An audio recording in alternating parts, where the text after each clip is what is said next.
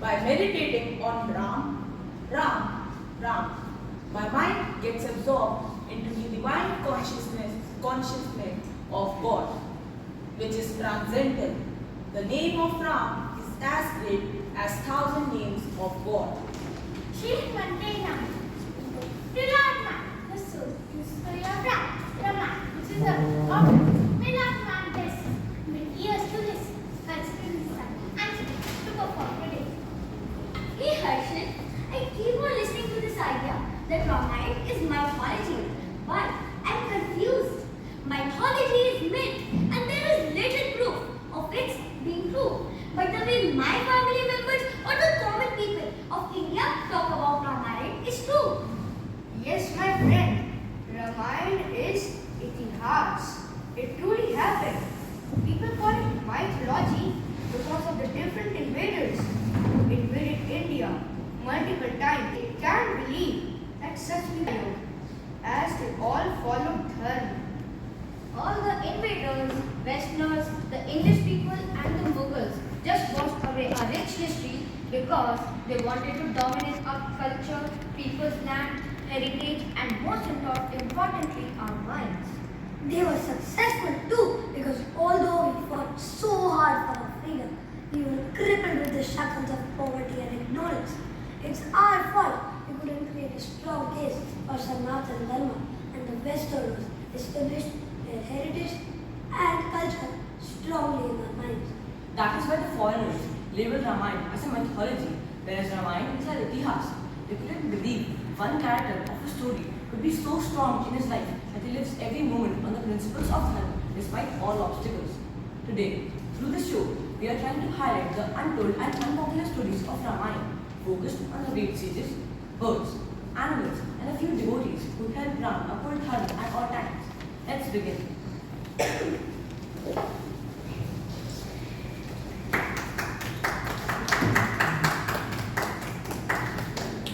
Written in Sanskrit by sage Valmiki, reading Ramayana is a great exercise for one's mind to discipline one's mind.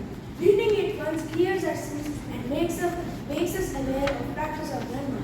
Ramayana is a love story, love between father and son, love between brothers, love between friends, love between God and devotee. The glory of Ram will stay forever. Shri Ramai, Rambhadrai, Ramchandrai, Vedase, Raghunathai, Nathai, Sitai, Pate Namah. Sita Lakshman, Bharat Shatrughan, Hanumat Sameha, Shri Ramchandra Swami Namah. I go to Ram, scion of the race of Raghu, husband of Sita. To Ramchandra I go along with Sita, Lakshman, Bharat, Shatrughan and Hanuman.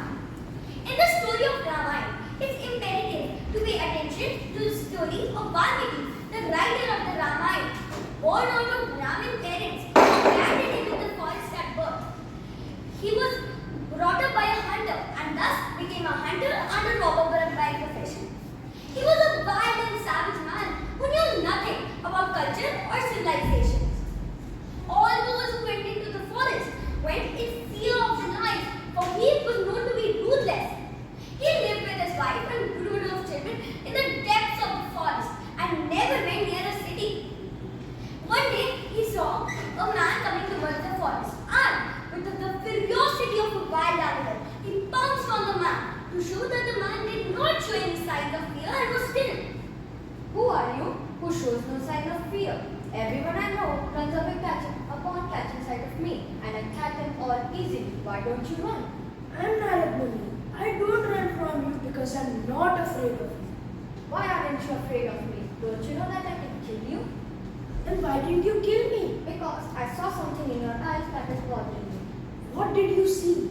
I don't know. I have never seen it before in any other eyes, but it's pleasing. I will tell you. What you saw was love and compassion. Why should you feel love for me? I have never seen this look in any other eyes, but not even in the eyes of my wife. Because everyone and everything is the form of Supreme Being whom I worship. Now let me ask you something. By killing all these creatures, you are acquiring a great sin. Yes, I suppose I know it. Then why do you do it?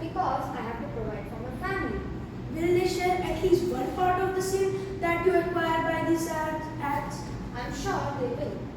Then you go and ask them. Until you return, I will wait for you.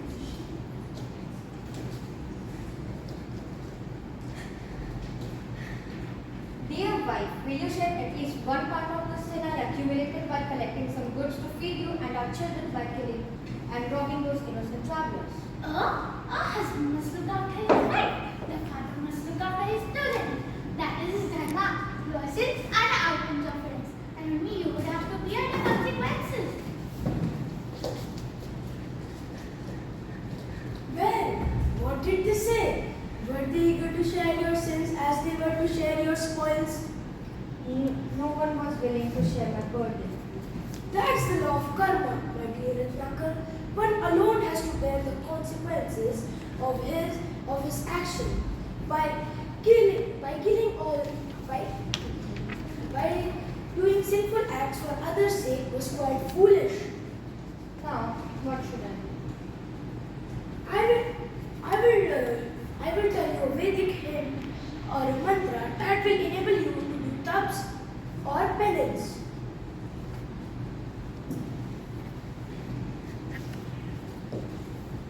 I am your servant, please guide me.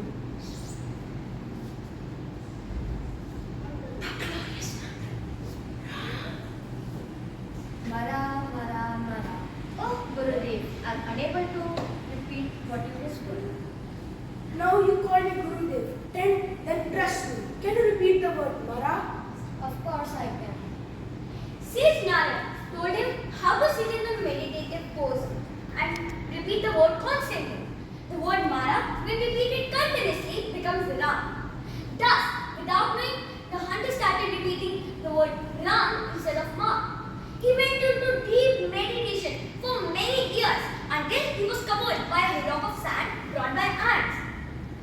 Many years later, Sage Narad returned and found the anthill of the Valmiki in the exact place where he had left the hunter. He broke upon the anthill and awakened the person seated within it. Arise, sage. Do you remember who you are? Yes, Your Holiness. I am the poor hunter who you took pity and advised me to repeat the glorious mantra Ram. Now you are no longer a hunter, but a sage. From now you will be known as Valmiki because you have emerged from an anthill. While you have awakened me, O divine sage, I would prefer to meditate for another few years. Your time for meditation is over. It is the time for action. You have many more things to achieve in your life. You go near the bad river Tamasa, where it meets the river Ganga. You go and make a hermitage, where very soon beloved wife of King Ram will come. She is with the children and has been abandoned by her husband. It's your duty to take care of her and her children until they are old enough to return to their father. O Holy One, this world is a wicked place filled with ignoble people. If I could find at least one human being who possesses these qualities and possesses this quality of a noble soul, I would be willing to return to the world. Otherwise, it would be better for me to remain within the security of my ankle. Tell me, do you know any such of one? Please enumerate these qualities. Bravery, integrity, righteousness, truthfulness, gratitude, dedication to dharma or principles, concern for all living beings, learning, skill, beauty, courage, keeping anger under control, lack of jealousy, and undaunted heroism. Oh sage, please, am I expecting too much? Can a person have all these qualities? Ikshvaku Vansh Prabho Ramo Nama Janesh Niyatatma Mahaviryo Dhyutimana Dhritiman Vashi. Yes, indeed, I do know such a person. People have heard his name as Ram. He was born in the race of King Ikshvaku. He has steady nature, possesses incomprehensible powers. He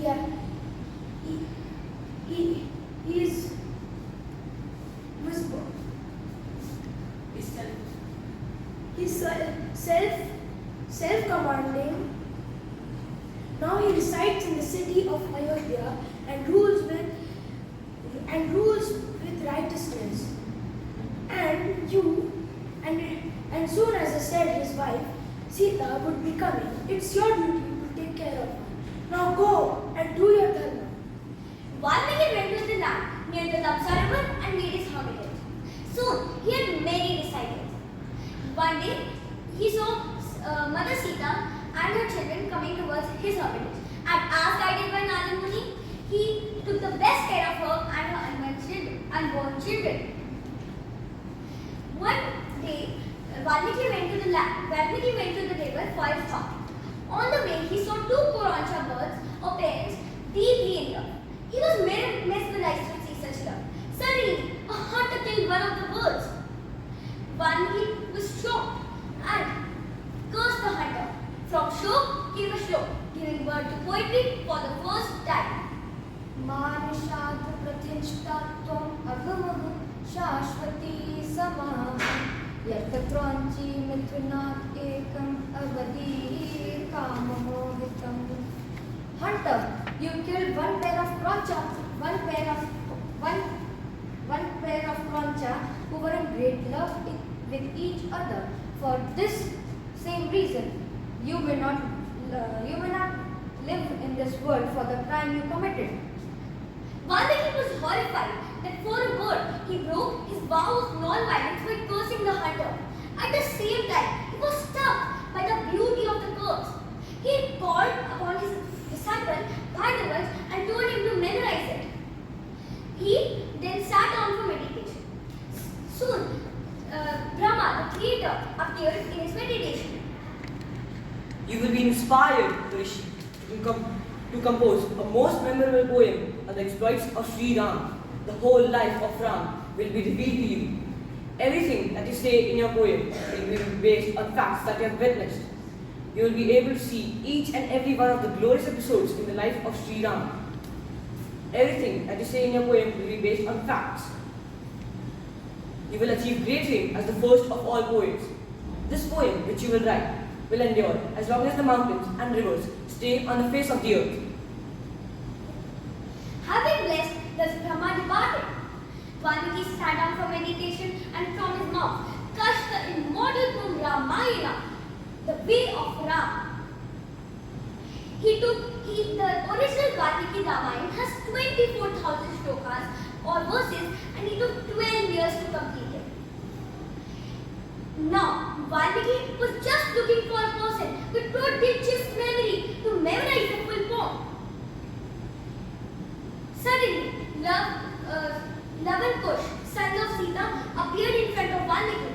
They memorized the full poem with ease as they were the disciples of Valmiki and sons of Ram and Sita.